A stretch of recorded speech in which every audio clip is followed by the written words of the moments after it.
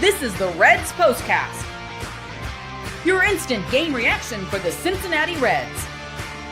Part of the Locked On Podcast Network, your team every day. Good evening, Reds fans, and welcome to another edition of the Postcast brought to you by Locked On Reds and the Locked On Podcast Network. My name is Tim Daniel. I am a lifelong Cincinnati Reds fan, and I've been podcasting about this team for 5 years at publications such as Late Night Reds and the Riverfront. And I want to thank you all for spending some time with me tonight as we unfortunately discuss the Cincinnati Reds taking a 5-2 loss to the LA Dodgers. If you were just checking me out for the first time, welcome. I'm so glad to have you here. Please be sure to hit that notification button so you can not only get my show after each and every single Reds game, but you can get Jeff and Steve Monday through Friday on Locked On Reds. Please, also, you can check us out. If you're not able to check us out on YouTube, you can check us out on your podcast app of choice. We are on all of them. This episode is brought to you by Monarch Money. Take control of your finances with Monarch Money. Use code LOCKEDONMLB for 50% off your first year. On tonight's show, we talk about Chase Burns because even though it wasn't a great day for the Reds, I am very happy with what I saw with Chase Burns tonight. So I want to talk about that. The offense just really struggled, and that's where you got to kind of tip your cap to Yamamoto because he was freaking awesome tonight. And we're going to talk about that. And we're going to get to Scott Barlow's no good, very bad day on the mound. And of course, I'm going to hear from you all as well. Jake, who is Tim McDaniel? I've never heard of McDaniel. But yeah, so I think tonight also kind of told us a little bit more about what the Reds need at the trade deadline, and I want to discuss that as well. But let's go ahead and let's get started, shall we? This is what you'll be talking about. So, you know what happens, but I want to kind of get to tonight and talk about Chase Burns, and not only the fact that he was fearless tonight on the mound, but the fact that he just kind of looked like he belonged on the mound. I'm just kidding with you, Jake. I know. But what I want to get to with Chase Burns tonight is obviously he's 5 2/3 innings of 10 strikeouts tonight, only one walk. So if you're looking at Chase Burns right now, looking at, well, he doesn't have any pitcher wins. Don't get me started on that. And his ERA is high. You're watching him for the wrong reasons at this point, because I think the Boston game probably made it to where it's going to be a long time for his ERA is pretty low. It might not even be this season. You know what? That's okay. Because what you're seeing from him right now is the big, most important things. 1, is he getting guys out? Yes. 2, is he walking guys? No. Great. 3, when he leaves the game, do the Reds have a chance to win? Yes. I think he's answering all 3 of those things right now. And I remember, Jeff and Steve today talked quite a bit about, the Reds are going to have to make a decision on soon because of the innings between the minors and the majors today. But I kind of want to see him pitch as much as I can selfishly. If they do make a run, they do get a wild card spot. I think there's ways you could use him. Now, they probably won't, and I understand that. But I feel like he's a guy that really could be valuable for this team. And today was just, a really great day for him. And I thought today was really solid. And obviously, you heard the stats. So the first one being he's the second Reds pitcher since 1900 to have 10 strikeouts in 3 consecutive starts to Raisel Iglesias. Pretty cool. I think they said for guys under the age of 22, he is also like in a group of like 3 or 4 guys who have 10 strikeouts in 4 of their first 6 starts. Pretty impressive as well. This guy's going to be a stud. And I think next year there's a conversation we're probably having about the possibility he is taking the ball on game 1 of 162 next season. I think he certainly has that upside and that ability to be that guy that you build your team around as far as your rotation. I'm so excited about him. I thought tonight he was great. Some things just didn't go his way, but let's just talk most importantly about the fact that he went against the Dodgers, right? And if Noelvi Marte gets a handle of those 2 balls there, we're talking about him leaving there with 1 run given up instead of 3. For what it's worth, I thought one of those should have been an error. I was shocked it got changed to a hit. But Marte was really bad tonight too. And obviously, fielding the bunt and throws the ball a little into the net in first base. Probably just got really juiced. Maybe needs to work a little bit on PFPs. But thought today Really happy with Chase Burns. The Reds got a good one there. And I'm seeing this right now. I'm seeing a couple comments here, and I just wanted to address this real quick before I get to this.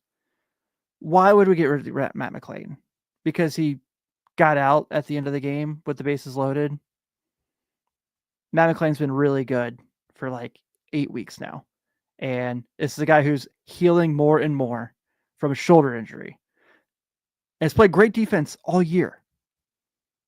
Like, legitimately has been really good for weeks now. So, no, there's no need for the Reds to ever move on from Matt McLain until his contract gets up. He's been great. This is a good baseball team. They need some pieces for sure. They got to get better.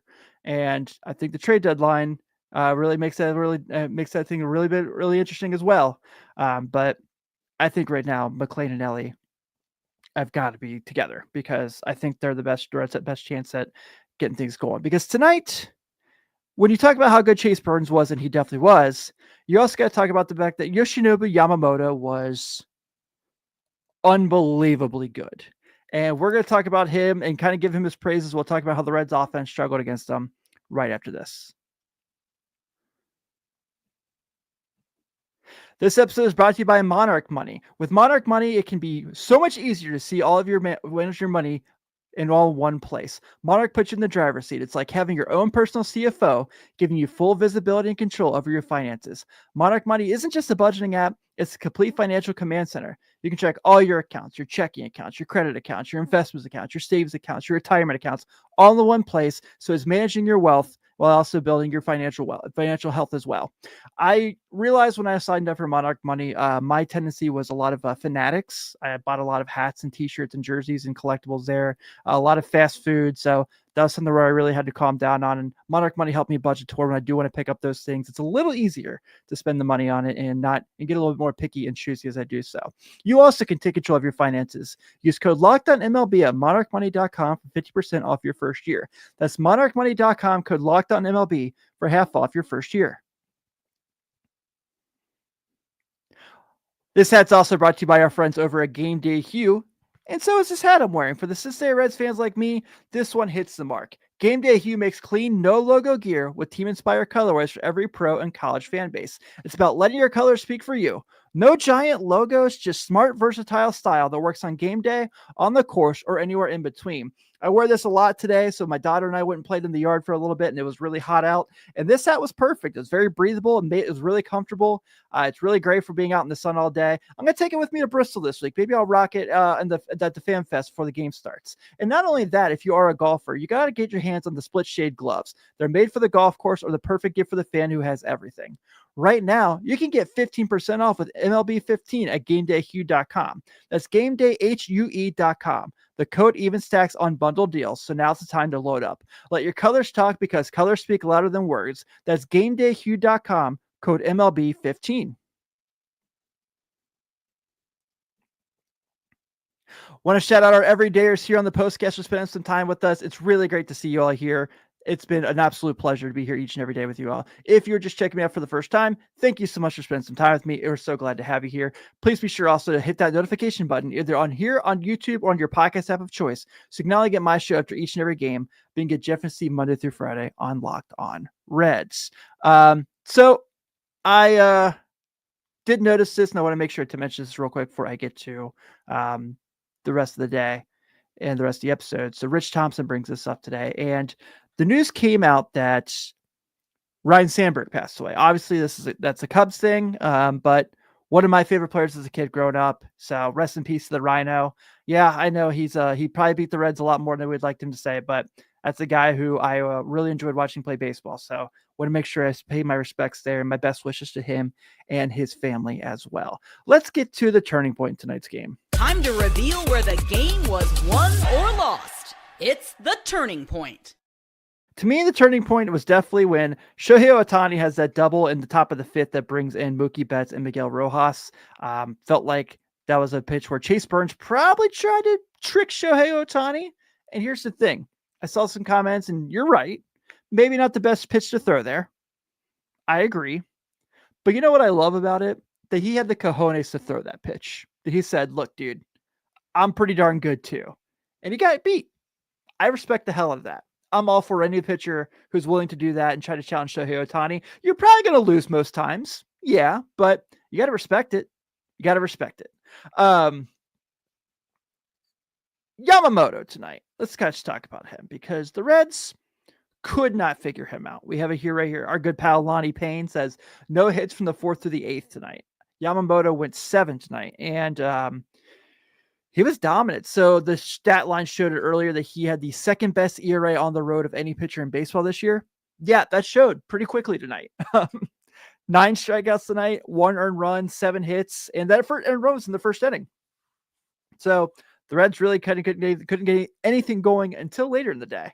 And the thing that he was just doing, it was like, he pitches so well, and you understand why the Dodgers spent all the money to go get him when he came overseas. Just super impressive, just unbelievably impressive. And you hate it because he does it to your team, but you tip your cap. You respect it. This guy who just kind of did his thing and mowed you guys down. That's why the Dodgers are the Dodgers. That's why they go get guys like this, and why we wish the Reds could go get guys like this, because they win and they're dominant and they're unbelievable. And that guy, the pitching matchup tonight between the two young guns certainly did not disappoint.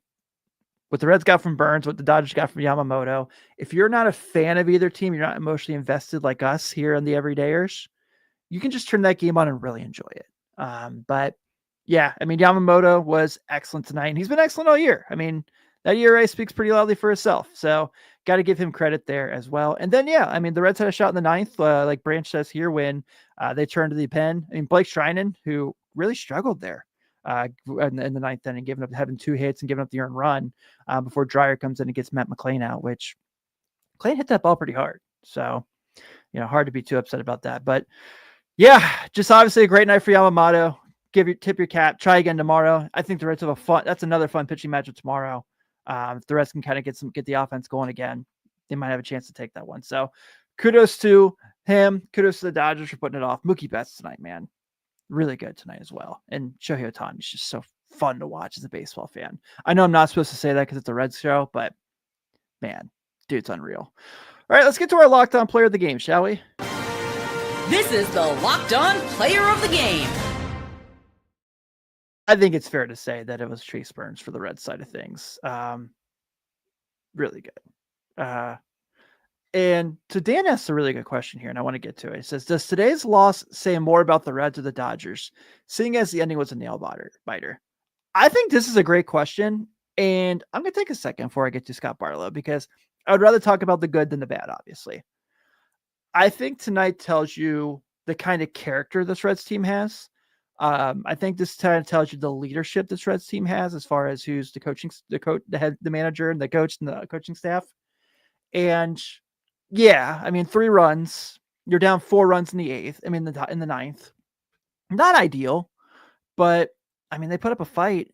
Tyler Stevenson had 3 strikeouts going into the 9th inning, gets a hit. Will Benson had a really bad game, gets a hit. Novi Marte just should never remember this game ever again. Just block this game out of your memory and never go back and look at it, and you'll be just fine. TJ Friedel draws the walk. I think this is just a team that they're going to fight. They're not going to win every night. Obviously, it's baseball. They're probably going to end up losing at minimum 75 games, maybe 75 to 77 games. Okay.